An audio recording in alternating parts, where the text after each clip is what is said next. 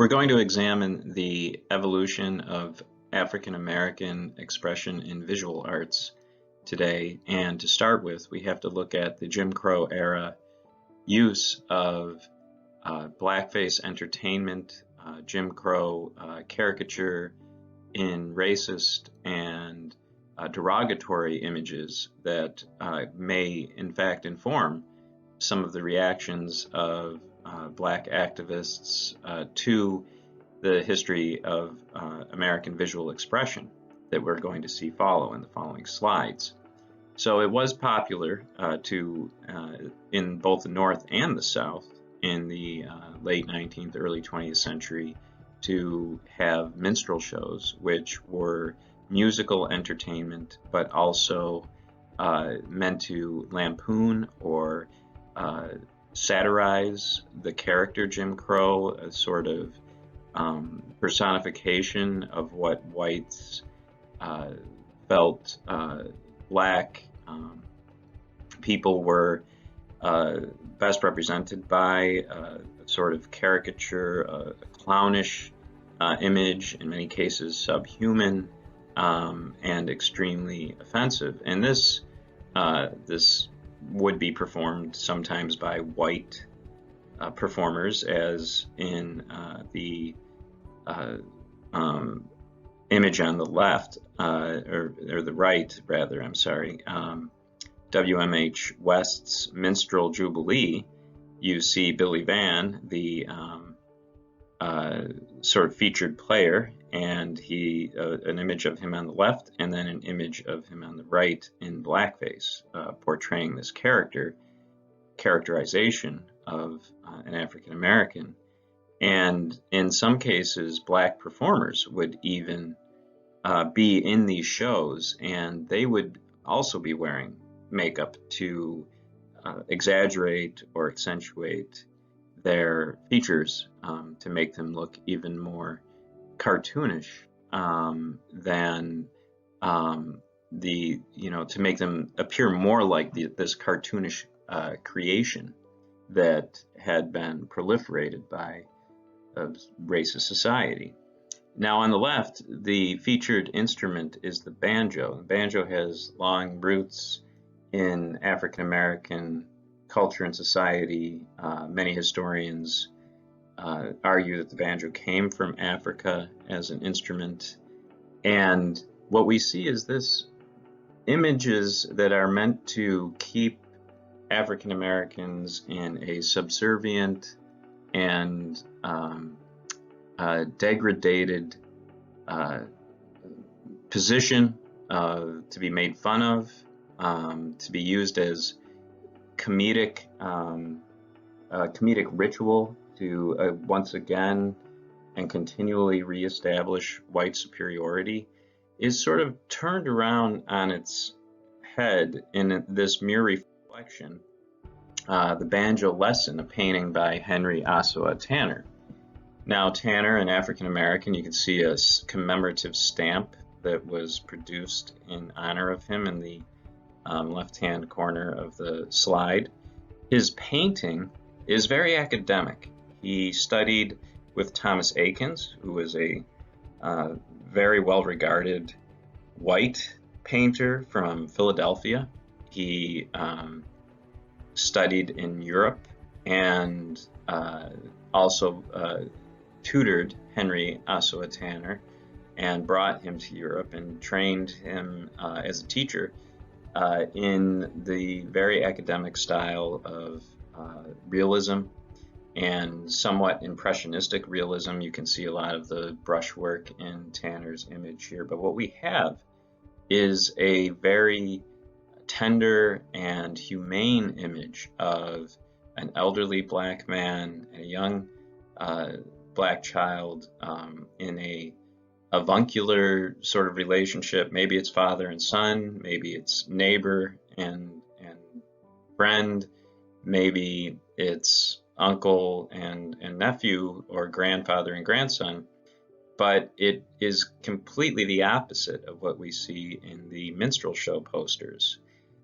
Tanner is humanizing African American culture in a way that many audiences of visual art, and especially uh, Western visual art, had not seen up to that point. This is 1893, and it is telling a different story, obviously, than what has been told for African Americans by the oppressive or the oppressor class.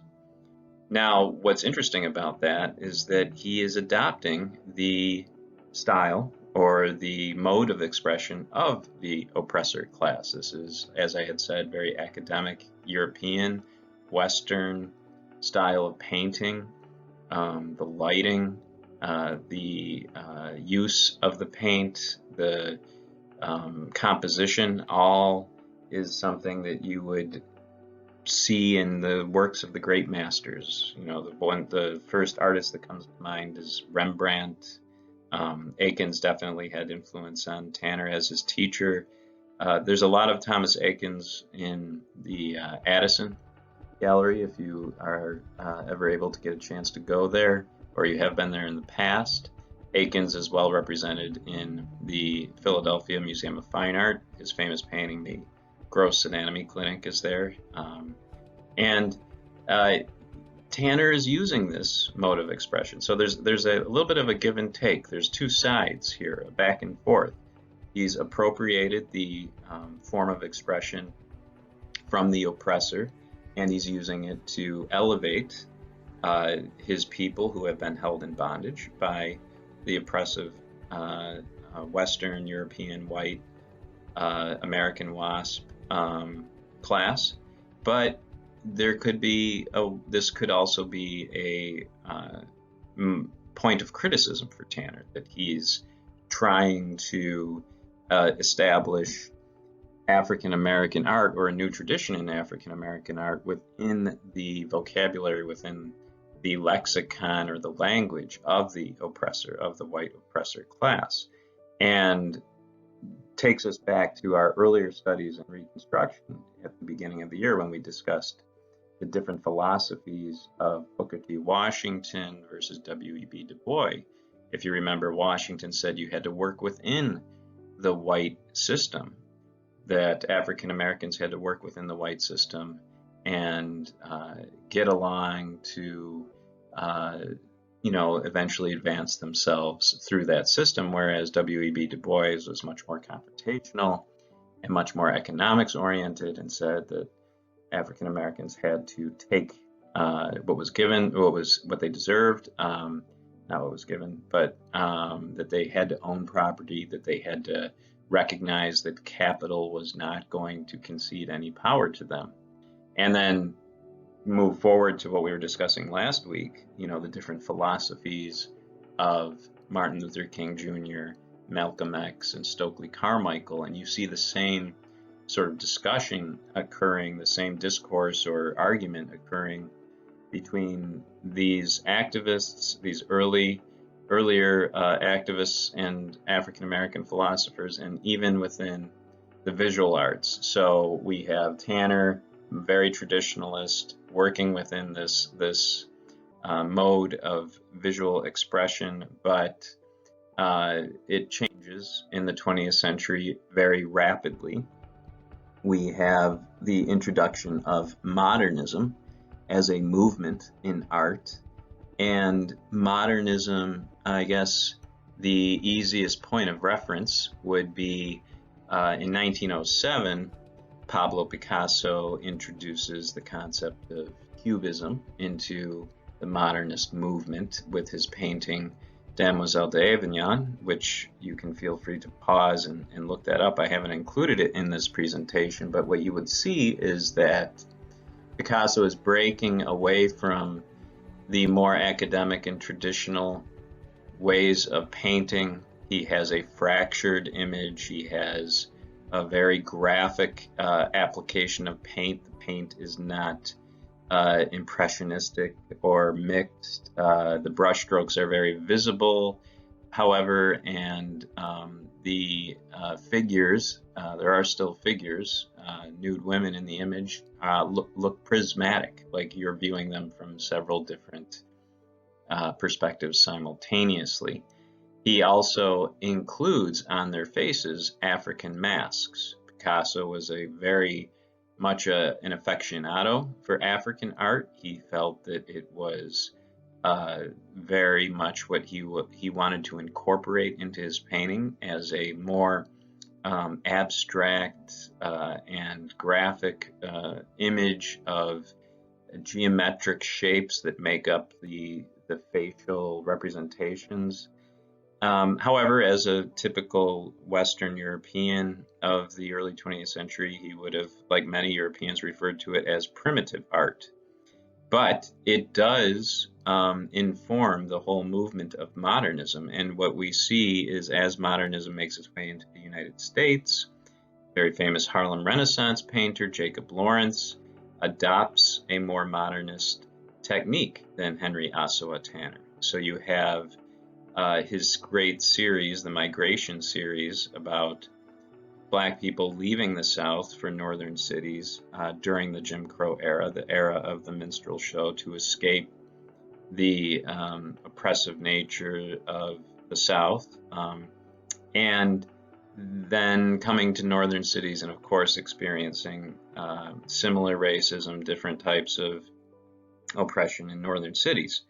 But Lawrence did a series of paintings to commemorate this migration, and here we have an image of African Americans waiting at a train station for tickets.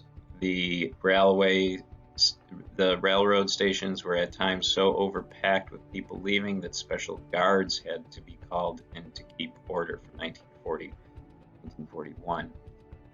It's a powerful image of a mass of people, faceless for the most part. They are depicted in block graphic colors, whereas the only two faces that we really see are the two police officers wielding their clubs and looking very menacing and bullying in a way that many of these African American people would have experienced on a regular basis. And so Lawrence is now expressing something about Black culture and the daily lives of African Americans in a new form of visual expression, a modernistic form. So we have a difference between him and Henry Ossawa Tanner. He's sort of cast off or thrown off the burden of art history and what the Western Europeans had created in terms of a visual language. Here's another Lawrence painting from obviously remarking on city life, his experience in Harlem, and how life could be exclusively experienced in the street, on the stoop, especially on warm summer nights. You have a lot of activity, a lot of community here developing. The surface is very flat in terms of the painting. It's abstract. It's, again, that block graphic color. And you can see some real important aspects of Black culture layered into it, despite its sort of two-dimensionality, the flatness of modernism, but then again, a lot packed in without the traditional form of perspective, mechanical perspective, mathematical perspective, or the illusion of depth. And we have obviously what I had mentioned, the playing of cards, the playing of checkers in the street, on the sidewalk, the stoop activity, the socializing there, but also a reference to the barbershop. And if you remember Malcolm X's discussion about punk and straightening his hair and trying to appear more white, and how difficult that experience was, you have to then consider the importance of the barbershop in the African American community because of this. It's a place where this activity would have occurred, but it's also a place of socialization, well into the evening. It's still open. People would gather there, maybe whether they were getting their hair cut or not, to build community and to have social connections. And this is something that you would probably or probably have seen traveling through Lawrence into the the Hispanic communities also value the barbershop as a point of congregation. Roslindale in south, closer to Jamaica Plain, and south of Boston is known for this as well. And Malden, where I am sitting right now, has many barbershops that serve this sort of community purpose. Female artist Elizabeth Catlett was a sculptor, known as a sculptor, and a very important theme and motif in African American art, especially from a feminist perspective, is the role of motherhood. So we have this wooden sculpture on the left, which is, again, in a modernist style. It's abstract. It's not the statue of David by Michelangelo, where every ripple of human anatomy is articulated to create a sense of like marble looking like flesh. Instead, we have the artist embracing abstraction of the human figure, but there's still a tremendous tenderness in the relationship between mother and child that definitely picks up on what Henry Ossawa Tanner had expressed in his painting. Now, on the right, we have what would be referred to as a wood block print. So it's on paper, it's ink on paper, but it's printed from a flat surface, a block of wood that Elizabeth Catlett would have carved to create the reverse image. And this is a reference to the segregation on buses. So this is 1946, well before the Montgomery bus boycott, and which was one of Martin Luther King's early points of activism, and of course the famous incident of Rosa Parks refusing to move, which had been planned and strategized and then acted on well ahead of the actual event to create a situation which would have provoked a response from the authorities, from the police, and then the African American community was organized to boycott public transportation. Public transportation is an essential component to African Americans in both the North and the South, because generations who had been kept in a state of slavery and then sort of servitude even after slavery was abolished throughout the Jim Crow era, and in a state of incumbent poverty or incumbent working poverty, we have a dependence on this type of transportation that many of us in Andover would not recognize because of the suburban existence and the affluence. So to boycott the buses, to say you're not going to ride them until they change, meant for the most part walking long distances to work, to school, to carpooling, which also can be inconvenient. So it took a lot of organization and a lot of strength to do that. Now, back to Catlett's print, the colored only sign is right there in front of her, and the title of the image is "I Have Special Reservations." So it's certainly a tongue-in-cheek and humor, an attempt at humor. Like I have a special seat reserved for me, sort of flipping it on its head, but also being quite sardonic about the existence of African Americans in a segregated society. And then I would remark on the style, which is again very graphic and expressionistic. It's not an attempt at um, academic realism. It's more along the lines of what you might see in a graphic novel today or a comic book. It's a drawing. It's draftsmanship, and the woodblock print serves well to have a tremendous impact on the viewer because of the contrast. Back to Boston, Alan Rohan Crite, who was known as the Dean of African American Painters, who lived in the South End, African American community in Boston, still an African American community, a place for good jazz and good African American food and cuisine today. He painted many scenes from the South End, and this painting, many of them with religious aspects, like Our Lady of the MBTA.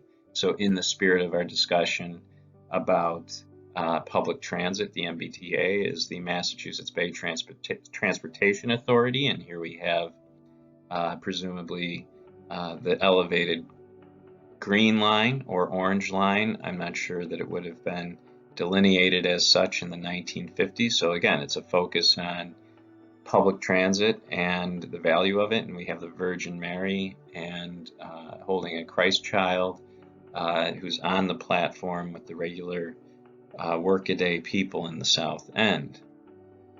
This one is a little bit more challenging to the 1950s viewer because the Virgin Mary and the Christ child are portrayed as African American as they ride the Boston subway or streetcar. And we have sort of vague or ambiguous response to this, even in the passengers who are on the train with this holy figure, this icon. You can see the women or the girls behind in the seat behind the Virgin Mother, the Madonna, look somewhat skeptical at her being there. So very Christian in this sense that Jesus Christ, the central figure to Christianity, and his mother were not people of great wealth, and if they existed in our world today, they would be riding the subway. Not that everybody that rides the subway is working poor or in a state of poverty, but it is a working class mode of transportation in the city, and one that, again, African Americans throughout their history in Boston would have depended upon heavily, and portraying the Virgin Mother as an African American, seems even more thematically in line with the message that Crite is trying to get across. A lot of his paintings deal with people who lived in his neighborhood. This painting depicts Leon Bailey and Harriet Jackson, South End neighbors, and they are portrayed again in a sort of modernistic, flattened two-dimensionality. You do see a layered, landscape of a delivery truck, brownstone buildings, and children in the background, but it does not have a severe mechanical one-point perspective, and the figures are not heavily rendered with chiaroscuro or to look dramatically lighted or in a spotlight sort of lighting that you might see in like a Da Vinci painting or something like that.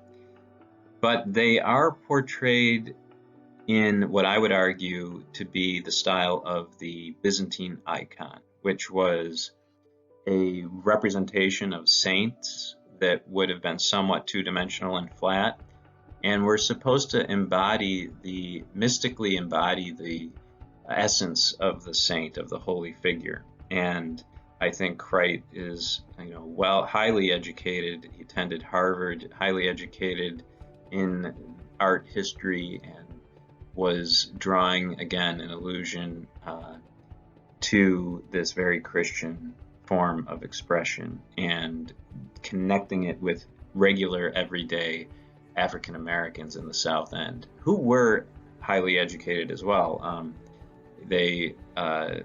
Leon is an architect, and so Crite is also elevating his neighbors who have joined the professional class, very similar to W.E.B. Du Bois' exhibit at the World's Fair in 1901, what he called the Negro exhibit, which had been mainly pictures, photographs of African American men who had been highly educated and joined the professional class, whether they were lawyers or writers or doctors, to again elevate his people beyond what the stereotypical thoughts about them were. Norman Lewis was part of the abstract expressionist movement. He was usually lumped in with painters like Jackson Pollock, Ad Reinhardt, Mark Rothko. If you were to go to any museum, that's where you would find a Norman Lewis. He does not go totally abstract in all of his paintings, especially this one called Street Music. If you look at it as an abstract painting, but with some literal, some figurative, possibilities, you can almost see a parade of figures moving around in a circle, even somebody in the center right, who appears to have some type of trumpet-like flugelhorn type instrument. But Norman Lewis is a figure of great importance to the movement, to the abstract expressionist movement. His paintings are original, despite being part of a movement. Many of the painters took the movement in different, unique directions. He does not get as much recognition as somebody like Pollock or somebody like Rothko, which is unfortunate because his work is very technologically impressive, and also just in my opinion, this painting is amazing for its ability to connect the Black experience with music, with jazz, which we've already talked about, with street life, street socializing, like we talked about with regard to Jacob Lawrence and in Harlem, but also being at this very avant-garde, very academic, abstract expressionism. It was extremely academic as an art movement. New Yorker writers, art, as well as art journal, professors at universities arguing and battling over what the paintings mean. The discourse on and on and on about this art movement, and Lewis sort of connects it with everyday life. So he's a bridge figure in this type of genre. Kerry James Marshall is a living artist, and his work is fascinating. It's difficult to reproduce in slides because of the way he handles the paint. But here we are back to the barber shop, and he is playing on the way that Black people have been portrayed in visual art in the early part of the 20th century. Think even back to the minstrel posters.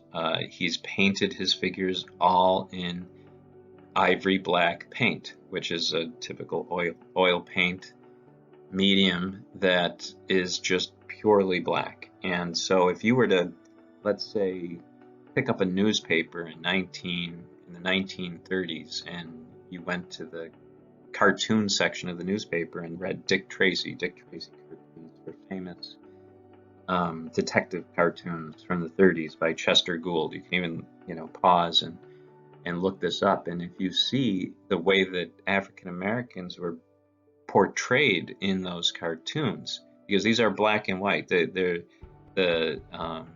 no color in the everyday newspaper comic section. They would look very close to the minstrel show posters, the way that Gould drew black people, usually in roles of like porters on trains. Like we had talked, I believe, earlier in the year about Randolph and the organizing of the Porters Union, and they would be put in these, stereotypical roles, and but the Pullman porters were historically black workers, but they would be drawn in basically just jet black ink, and they would have very few unique features, and they would resemble the minstrel show posters. And Marshall is deciding to sort of play on this, but he's also expressing this, what we call, quote, black is beautiful movement. There's no conk here, like Malcolm X was talking about. There's no straightening and whitewashing of the black hairstyle. The hair is being grown out and sculpted in a not a whitewashed way. And what's really interesting to me is that Kerry James Marshall calls this painting de style. So he's using, slang language to refer to the style, the hairstyles. But again, Kerry James Marshall, knowing about art history, my presumption is knows about the style was a reference to a modernist art movement that the famous artist Pete Mondrian had developed in the 1920s, and it was a very abstract, very primary color oriented form of abstraction. And so there's many layers and many references to what Marshall is talking about, not just the black experience in United States history, but also the cultural experience of the barbershop in African American communities and the history of art in general. So it's a tremendous piece of visual expression, but also social commentary, art historical criticism, and philosophy. Karen Walker, also a living artist, is going back to this concept that I had outlined early in the presentation about Henry Ossawa Tanner using the language of the oppressor to make his art, to make his statement. And Karen Walker's sort of doing the same thing, only she's totally flipping it on its head. Literally, the heads in this painting are the profile, or the profiles of famous American presidents. George Washington at the top. You can see Abraham Lincoln in there. They're busts, but they're also profiles, silhouette projections. The silhouette projection would have been very popular in colonial South and colonial New England for well-to-do white people to project a silhouette of a family member and trace it, and then have that as a decorative portrait in their parlor or living room. And Karen Walker has decided to use this as a form of appropriating the language of the oppressor. Many of these men um, who had this type of art portrait done would have been slave owners, or would have been politicians when slavery, or lawmakers when slavery was still happening. And she's taken that and kind of created what you might call a totem pole of notable portraits stacked on top of each other. And then we have the silhouette of a young African American woman bringing a figurine to these people in the nude, and the figurine is an exaggeration of sort of you know, a stereotype, or a what, you know, Europeans or Western Europeans or Americans would have considered, quote, primitive being to them on a platter. So this is a totally loaded image with a tremendous amount of historical criticism. It's you know, very confrontational to the history of the United States, and there's a lot more that you could talk about in an analysis of this. And this is actually a one of Karen Walker's more tame images. She is known for being very controversial, and what she uses this medium to express about the history of oppression and brutality and rape and violence towards African Americans throughout the history of the United States. I have to mention that she's also she was the youngest winner of a MacArthur, a Guggenheim fellowship. So I think she was just out of high school, and basically what that means is you get a certain amount of money for so many years, you know, so that you don't have to work, and you can just focus on producing your art. It's like a major grant. So I think she was the youngest recipient of that for her work, and she's also a living artist. Here's how many of her images would be displayed in museums. So they are very large scale, mural-like. Kehinde Wiley, also in a similar vein to Karen Walker, is using, again, the language of the oppressor to appropriate it, twist it into elevating African American members of his neighborhood in Brooklyn, New York, Bedford-Stuyvesant. He has here a highly academic, realistic painting of somebody named Wilhelm van Heffusen, which is actually probably a reference to a name that you might see in a Dutch master's painting of the 1600s. The background, the floral design, is done in gold leaf, which is like a very expensive foil that you would have found in icons, the icons that I had mentioned earlier. And other than the sword, which is this representation of masculinity and title, nobility throughout the history of Western art, the central figure is wearing regular street clothes, civilian clothes that a young African American man might wear, anywhere USA. And so the mixture of the social realism, the co-opting or appropriating of the historical art of the oppressor to create this new image that elevates a regular person from a protected class, somebody from a group of people that has been traditionally marginalized and still mistreated by a variety of different expressions of racism in our society today, elevated to this level of royalty, is a fascinating approach in visual art. And Kehinde Wiley has not gone unnoticed. He has like an entire workshop where a team of people help make these paintings. These are large-scale grand paintings, and he did the official portrait of President Barack Obama for the White House, and quite different than many of the portraits of previous presidents, but well rendered, highly technical in the use of paint. Just a phenomenal piece of art.